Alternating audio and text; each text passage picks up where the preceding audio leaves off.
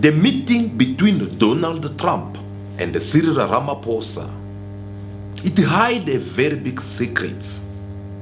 If you want to find more about it, watch this. Let me see the articles, please, if you would. And turn the lights down. Turn the lights down and just put this on. It's right behind you. There's nothing you can do. There's nothing this parliament can do. With or without you, people are going to occupy land. Must never be scared to kill. A revolution demands that at some point there must be killing, because the killing is part of a revolutionary act. Shoot to kill. Nyamaza. Kill the poor, the farmer. Kill the poor, the farmer. Brr, pa, pa, brr, pa, pa. But why wouldn't you arrest that man? That man said, kill the white farmers, kill the white farmers. And then he danced, and he's dancing, and it's kill the white farmers. I'm not sure, the thousands of people that are fleeing South Africa right now. And I'm the number one target. Please just Google my name and Malema. You'll see it, sir. Yeah. If you had to wind all of those tapes properly, you will see I'm the biggest target of that rabble-rouser. Number one for over 10 years, Mr. Malema. The reason that my party, the Democratic Alliance, was precisely to keep those people out of power. We cannot have those people sitting in the union buildings making decisions. We've decided to join hands precisely to keep that lot out of government, because the day they get in to the doors of the union buildings in South Africa or control of our parliament, that's what you're going to see. And that is why this government, working together, needs the support of our allies around the world so that we can strengthen our hand, grow our economy, and shut the door forever on that rabble getting through the doors of the union buildings, because then South Africa's future. This is the world most trending topic right now. Everyone are talking about it, because the meeting these two leaders, it is something which everyone they've been looking forward to see since the white Afrikaners have left South Africa and went seek for refugee status in America. Donald Trump, who opened his borders after closing the borders for everyone, especially people of colors around the world. But he make expectations for these South Afrikaners, which left many people talking about all this. But how did it all started? We saw President Ramaphosa trying to impress Donald Trump. We can support each other. You are a much bigger economy than we are. We're just a tiny economy, but we rely on each other on a number of issues. We've got critical minerals that you want to fuel the growth of your own economy and reindustrialize. So we have that on offer, including rare earth minerals. Shame, because it did not only stop there, but he even tried to win Donald Trump by providing him a golf gift, which is more dearly to someone such as Donald Trump. And I brought you a really fantastic golf book. Weighs 14 kilograms. Oh, that sounds good. And it showcases the golf courses in our country. Johann Rupert wrote preface, so did Annie else. And I want to showcase our golf courses. You might remember when I spoke to you and we spoke about golf, you said I should start practicing. And I've started practicing, President, so I'm ready. But unfortunately, in return, Donald Trump jumped in and hit him back with this topic of African refugees. The farmers are not black. I don't say that's good or bad, but the farmers are not black. And the people that are being killed in large numbers, and you saw all those grave sites, and those are people that loved ones going, I guess on a Sunday morning, they told me, to pay respect. Guys, from this level, you can tell already that something is not adding up, because the temperature is getting even more higher. President Ramaphosa could have seen already that something is up to happen, because this is the exact moment when Donald Trump raised the first red flag that President Ramaphosa could have noticed. That was a red flag which President Ramaphosa could have picked already, because honestly speaking, I don't understand why he have to raise up this question of Zelensky visiting South Africa. This is him trying to minimize South Africa. Now, here's one of the biggest mistakes President Ramaphosa committed or made during this meeting with his homologue Donald Trump. It is the moment when he jumped up to go and collect the question, which was designed properly for Donald Trump. And President Ramaphosa, he rushed to give the answer to the question which was made for Donald Trump. What will it take for you to be convinced that there's no white genocide in South Africa? Well, I can answer that for President. I'm not going to be repeating what I've been saying. I would say if there was Afrikaner farmer genocide, I can bet you these three gentlemen would not be here, including my Minister of Agriculture. He would not be with me.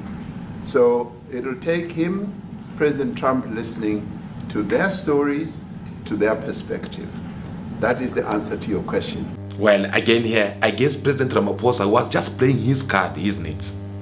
He was just playing his card because he thought this will work good for his diplomacy, forgetting that Donald Trump have his bombshell that is about to drop. Because when Donald Trump get a chance to shoot back at Ramaphosa, well, it did not go far. He had to surprise Ramaphosa with this action. Let me see the articles, please, if you would. And turn the lights down. Turn the lights down and just put this on. It's right behind you. There's nothing you can do. There's nothing this parliament can do. With or without you, people are going to occupy land. We require no permission from you, from the president, from no one. We don't care. We can do whatever you want to do.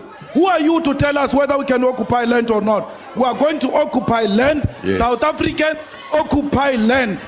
That's who we are. Honorable member, you want to do, Speaker, you can withdraw my membership from this useless parliament. Honorable. Yes, honorable member. Must never be scared to kill. A revolution demands that at some point there must be killing, because the killing is part of a revolutionary act. Shoot to kill. Nyamaza. Kill the poor, the farmer. Kill the poor, the farmer. Brr, pa, pa, brr, pa, pa. To kill. Nyamaza. Kill the poor, the farmer. Kill the poor, the farmer. The mayor of DA in PE is a white man. So these people, when you want to hit them hard, go after a white man. They feel a terrible pain because you have touched a white man. Not because Mashaba and Soli will not be touched. They will be touched, don't worry. But we are starting with this whiteness. We are cutting the throat of whiteness. Shoot to kill. Nyamaza. Kill the poor, the farmer. Kill the poor, the farmer.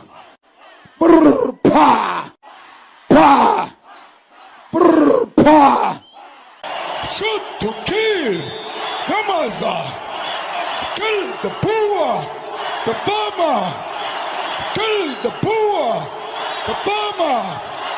Brr, pa, pa, brr, pa, pa. I don't know what's going to happen in the future. I'm saying to you, we have not called for the killing of white people, at least for now. I can't guarantee the future. Yeah, but I mean, you'd understand somebody watching that, especially as it gets shared on Twitter, they freak out. It sounds like a genocidal call. Cry babies. Ulipul, sizogoshaya, uzotuchulwa. Ulipul, sizogoshaya, uzobalega tu. Sizobatula, bazobalega tu. Sizobadubula. Azobalega dubula. We will expropriate land without compensation, whether they like it or not. If they object, they can seek refuge in America. This is very bad. These are burial sites right here. Burial sites. Over 1,000 of white farmers, and those cars are lined up to pay love on a Sunday morning. Each one of those white things you see is a cross, and there's approximately 1,000 of them. They're all white farmers, the family of white farmers. And those cars aren't driving, they're stopped there to pay respects to their family member who was killed. And it's a terrible sight. I've never seen anything like it. Both sides of the road you have crosses.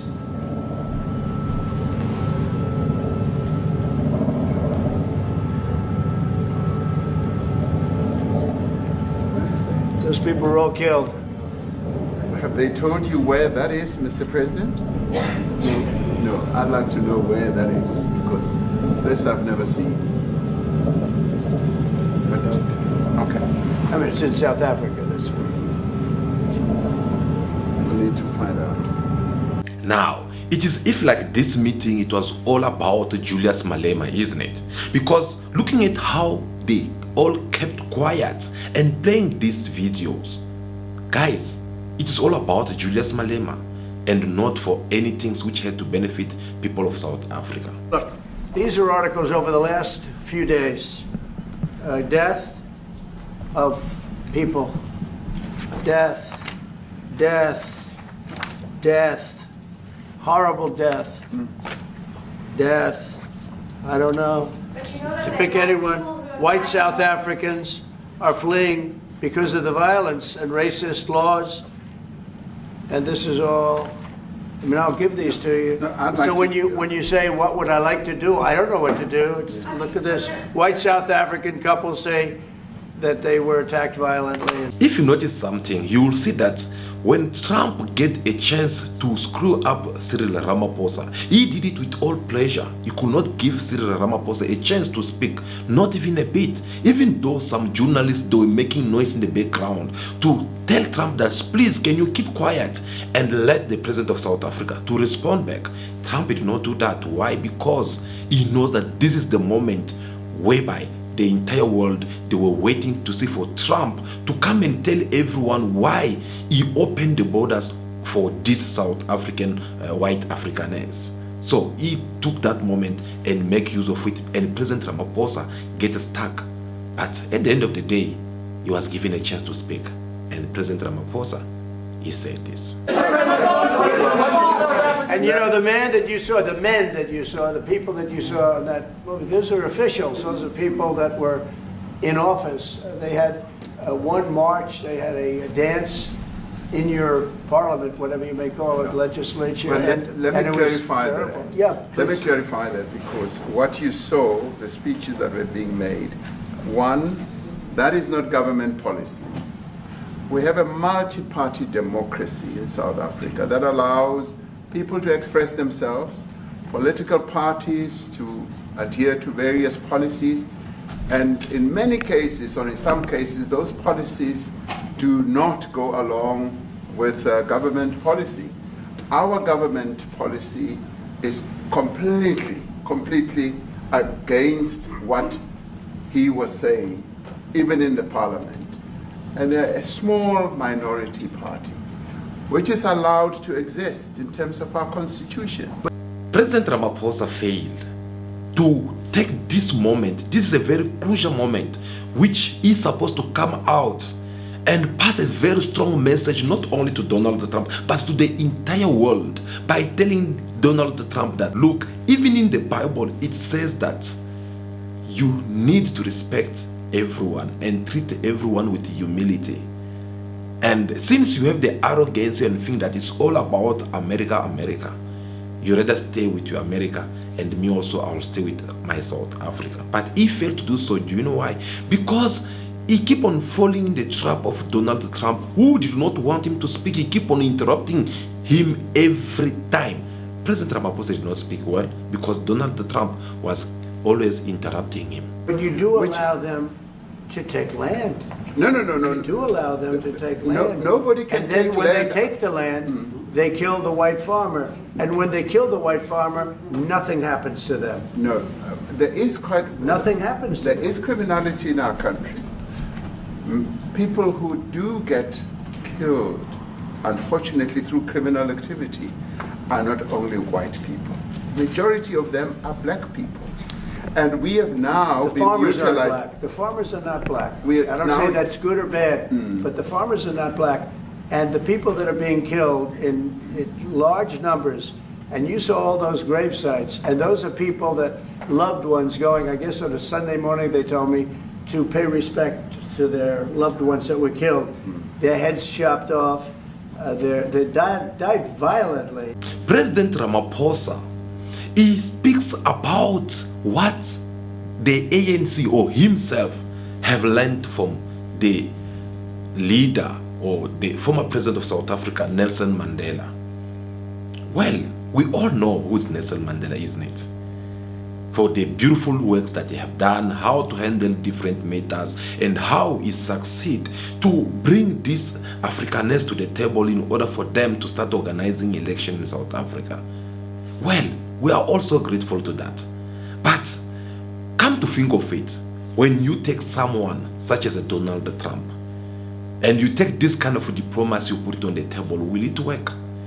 Do you think Donald Trump does even have respect for someone such as Nelson Mandela? I doubt. Because if that was the case, I don't think he would have been opening the borders and encouraging white South Africans to leave South Africa to go to America. So you can tell already that this kind of diplomacy, which President Ramaphosa tried to talk about here, it was all in vain.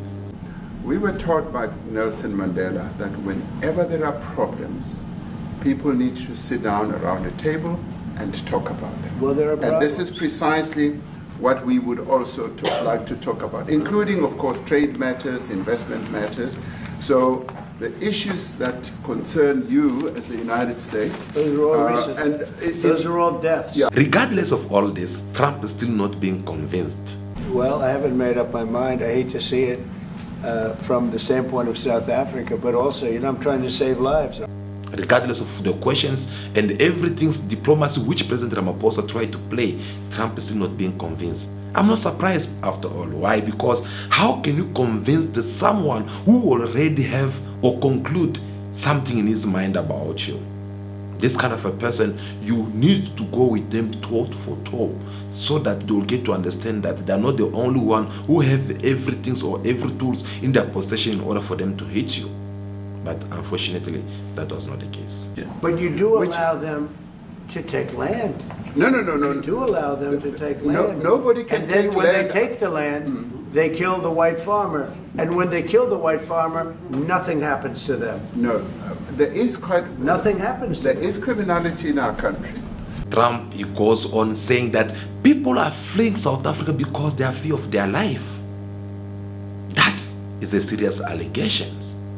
And so far we all know that it's only 59 people who have reached America. But according to Trump, he's telling us that there are thousands of people who already apply and they are coming to the US. If you notice something, you'll see that already on the site of a President Ramaphosa, he was running out of bullets because actually all the bullets that he applied to shoot back on Donald Trump, it seemed not to be working because Donald Trump seemed to be wearing that solid proof. And that's become a bit challenging for President Ramaphosa. So he had to now invite in or call the president of DA, John Stenizen, to come to his rescue. Maybe this will convince Donald Trump. John? Thank you very much, Mr. President. Yeah. Mr. President, thank you for welcoming us to the White House. I would say we have a rural safety problem in South Africa. I don't think anyone wants to candy coat that.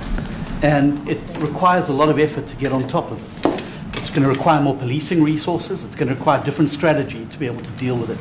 But certainly the majority of South Africa's commercial and smallholder farmers really do want to stay in South Africa and make it work. And I've just come from the largest agricultural show in the Southern Hemisphere with organized agriculture and farmers, and the majority of them want to stay.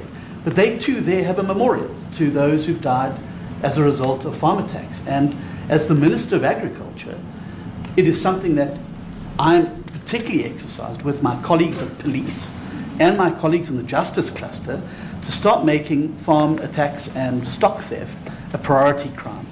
And it affects all farmers in South Africa, particularly stock theft. It has a disproportionate effect on smallholder black farmers.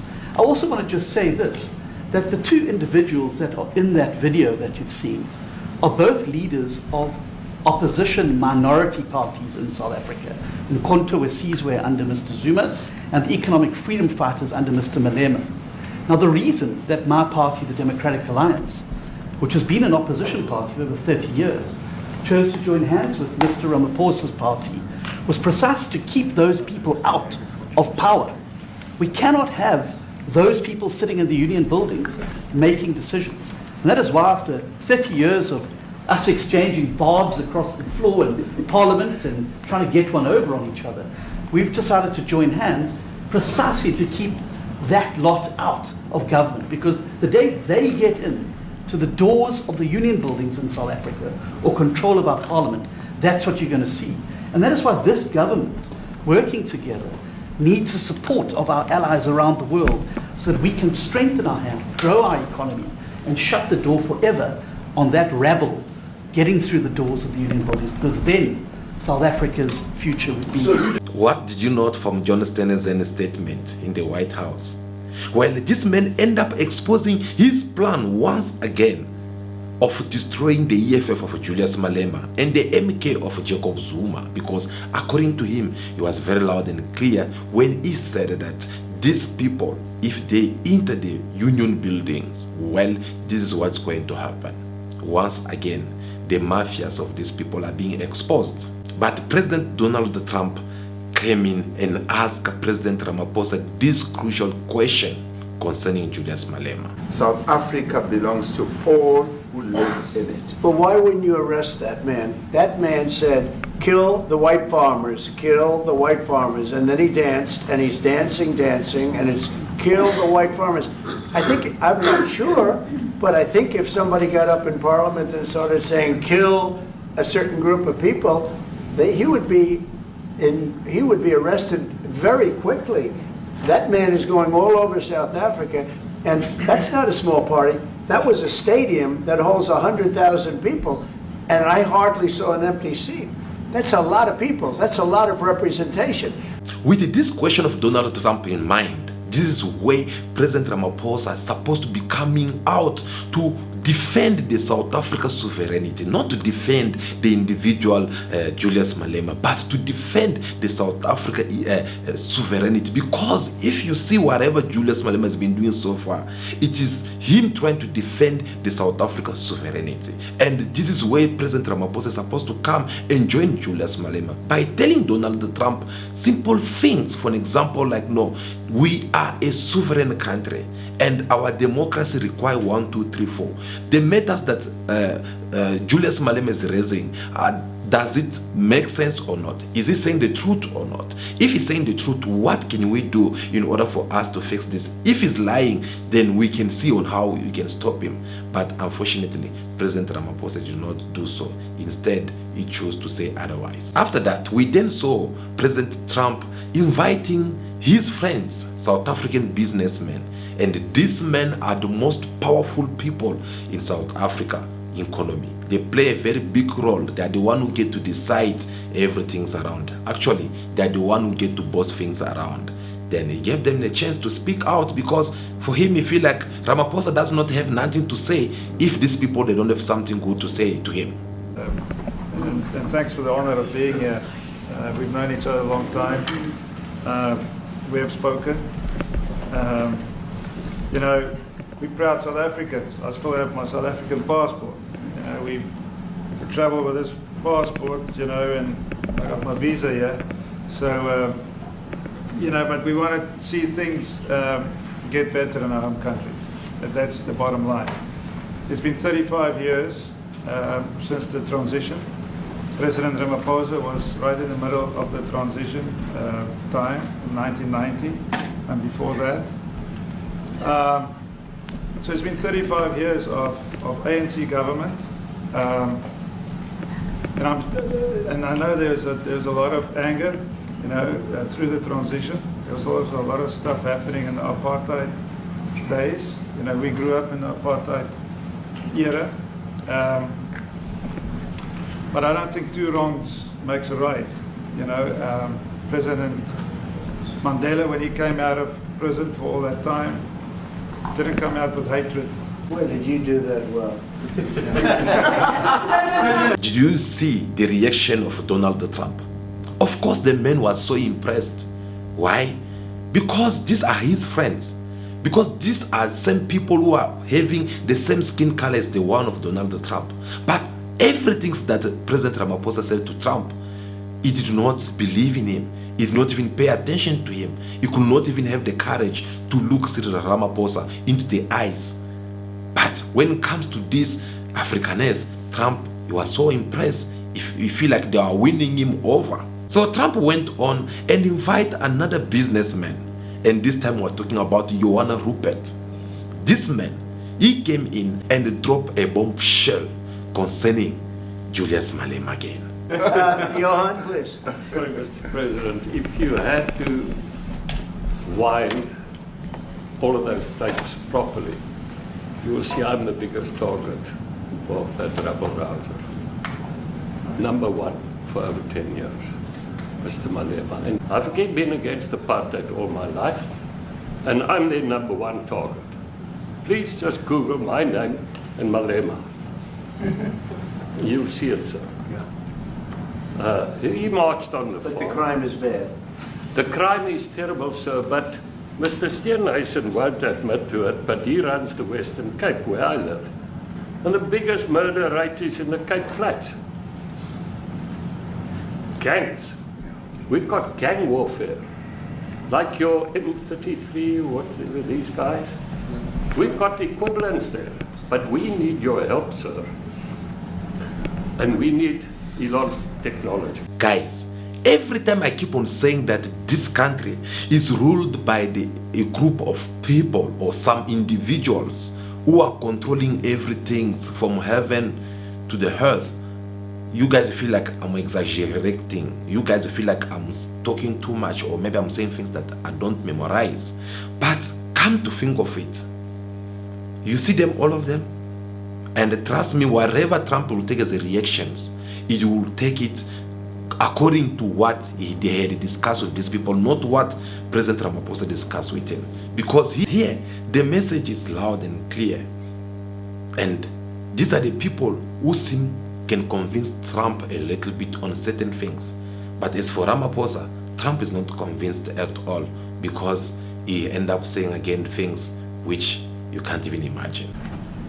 People who do get killed, unfortunately through criminal activity, are not only white people. Majority of them are black people. And we have now The farmers are black. The farmers are not black. Donald Trump did not only stop there, because he ended up giving his opinion or his position concerning the upcoming G20, which will take place in South Africa in November. So without the United States, the G20, just like the G7, used to be the G8, but brilliantly they threw Russia out.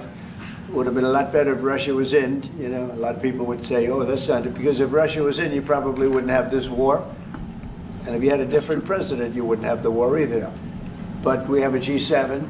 It's important that the United States is in both of them. I think without the United States, it's I really believe it's not very important. It's not the same meaning. He maintained this position even though President Ramaphosa tried to convince him once again.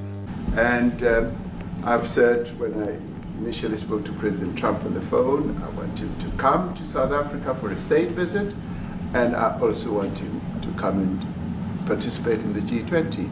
Please note that according to the latest statement from President Ramaphosa, he guaranteed people that President Trump will be attending the G20 in this coming November of 2025. We shall wait and see, because so far we have not seen any declaration from the US government confirming whether Donald Trump will attend this G20 summit or not. Now, in conclusion, what do we need to take from all this? Well, guys, this visit of a president of the Republic of South Africa, President Cyril Ramaphosa, to the US, it did not bring nothing. And we all knew this. We all know that it was going to happen this way. Even though we never wish it, by the way. But sometimes we only have to look the intentions of the people who are involved in these matters. Then we can tell already the outcome. Not only me. Julius Malema himself is the opposition leader who's being mentioned out there in all these matters. He also said the same thing. He even went far by telling Ramaphosa that he should stay over there with those 59 Afrikaners who are refugees in America, and he should not come back to South Africa. It's a waste of time. He's going to, if he wants them to start treating him differently and is going to beg them to attend the G20, he's going to have to compromise some of the fundamental policies of this country, which were not prepared. If he does that, he must not come back. He must stay there with those 49 Afrikaners already. He must also stay there because he can't compromise our sovereignty for political expediency. So again, President Ramaphosa, he had only one choice: to prove people wrong. People who believe that it was a waste of time, it was a waste of the money of South Africans for no reasons, to go to the US. Because these men have shown already a lot of red flags. Disrespecting President Ramaphosa, doing things behind his back. This man, he had even humiliated President Ramaphosa from the moment when President Ramaphosa tried to speak with him through the phone call. Yet he still continued to do things otherwise. So you could tell already that the diplomacy of President Ramaphosa toward Donald Trump, well, it did not work. Why? Because he went to the US with a hypocrisy diplomacy, if I have to put it that way. When I'm saying hypocrisy diplomacy, is whereby you have the chances for you to speak the truth and tell the person the truth right in their faces. But you feel like, no, look, he's a president, I can't use this kind of language, I'm not Malema, I'm not Ibrahim Traore, no, let me just speak this way. But then you end up being defeated. If only President Ramaphosa could have been more open and tell President Trump the truth right in his face. Because when Trump speaks, he does not hide his languages in the pocket. He speaks his mind. But I'm very disappointed that President Ramaphosa failed to apply the same measurement that Donald Trump is applying to him. The USA is interested in dominance over us by any means necessary. And we must stand up and fight for ourselves because we represent a historical mission. And that mission is the return of the land. Whether Donald Trump's like it or not, we are going to fight for the return of the land in South Africa. Where was the USA when our mothers were fed to pigs in Limpopo by white farmers? Where was the USA with its sanctions when Eugene Terreblanche was raping young boys on his farm before they resisted and killed the racists because no one will act against him? Where were the sanctions of America when a child was shot by a farmer in the Northern Cape for picking a flower on his farm, and we were told that this child was mistaken for a monkey? Where was the international community when the racists at the University of Free State fed our mothers who were domestic workers human waste? Why were our people who were stuffed into a coffin alive in Mpumalanga not offered refugee status in America? What does the USA have to say about the murderers of Flag Plus who roam our society today freely and have never accounted for their crimes? Why is the International Criminal Court to prosecute Wouter Basson, Dr. Death, who used chemical warfare and medicine to poison and kill anti-apartheid activists? How can we be expected to reconcile with those who have never acknowledged these crimes and were never held accountable for them? How can we be asked to share our land, our resources, and our future with those who still believe that Orania and Volksstadt are their birthright in Africa, while the mass graves of our people are ignored?